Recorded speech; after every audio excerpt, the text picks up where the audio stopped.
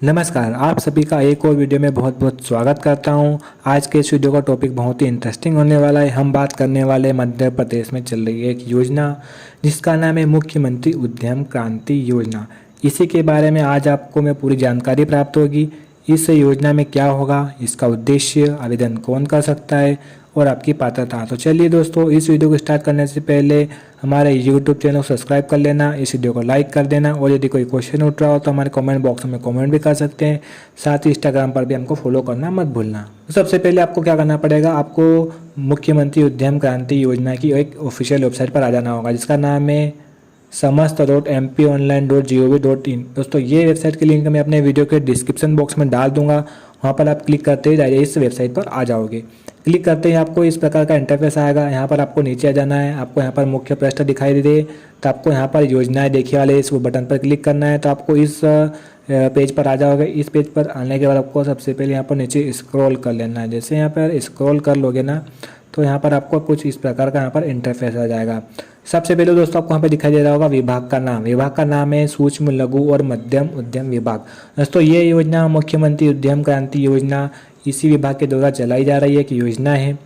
फिर आपको यहाँ पर दिखेगा मुख्यमंत्री उद्यम क्रांति योजना। इस योजना के अंतर्गत उद्यम और सेवा क्षेत्र में युवाओं को ऋण पर 3% ब्याज अनुदान प्रदान किया जाना है। दोस्तों, इस योजना का प्रमुख कारण यही है।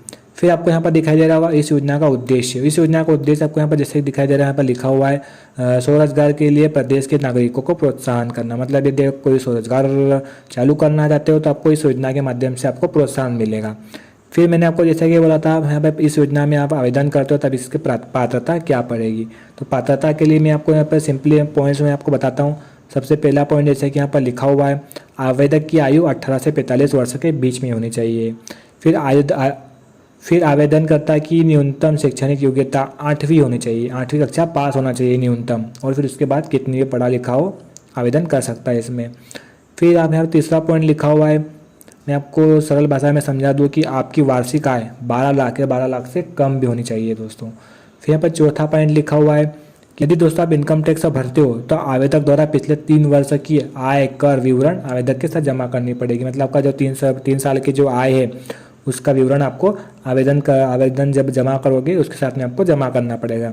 फिर यहाँ पर और दोस्तों यहाँ पर जो कुछ जानकारी दी हुई है, जैसे कि यहाँ पर लिखा हुआ है नवीन उद्यम स्थापित करने वाले उद्यमी को प्रदान किया जाएगा योजना का लाभ। मतलब अब ये कोई भी नया उद्यम स्थापित करना चाहते हो तो आपको इस योजना का लाभ मिल सकता है। यहाँ पर और कुछ पॉइंट दिए गए हैं। मैं इन पॉइंटों को आपको मैं सरल सहज भाषा में मैं आपको बताने वाला हूँ। आपको यदि पढ़ना चाहते हो तो आप यहाँ से पढ़ सकते हो। आपको सबसे पहला पॉइंट लिखा है कि यदि आप अपना खुद का व्यवसाय स्थापित करना चाहते हो तो आपको 7 वर्षों तक इस योजना में 3% का ब्याज अनुदान दिया जाएगा। सबसे पहला पॉइंट तो ये हो गया। अब दूसरा पॉइंट मैं बताता हूँ कि यदि आप विनिर्माण इकाई और उद्यम स्थापित करने वाले युवाओं को यहाँ पर 10 लाख से 5 करोड़ रुपए और सेवा क्षेत्र में 1 लाख से 25 लाख रुपए तक का ऋण मुख्यमंत्री उद्यम क्रांति योजना के अंतर्गत आपको मिलेगा, है ना।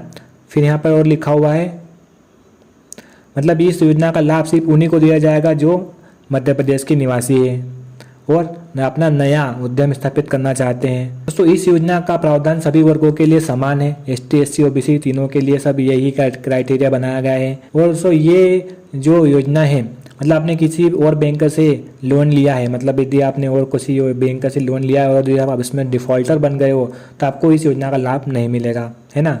फिर मैं आपको और अगला पॉइंट मैं बताता हूँ, यदि आपने केंद्र सरकार और राज्य सरकार के द्वारा कोई स्वरोजगार योजना में यदि पहले से लाभ ले लिया है तो आपको इस योजना में आपको लाभ नहीं मिलने वाला। आप इसमें आवेदन करने के पात्र नहीं माने जाएंगे।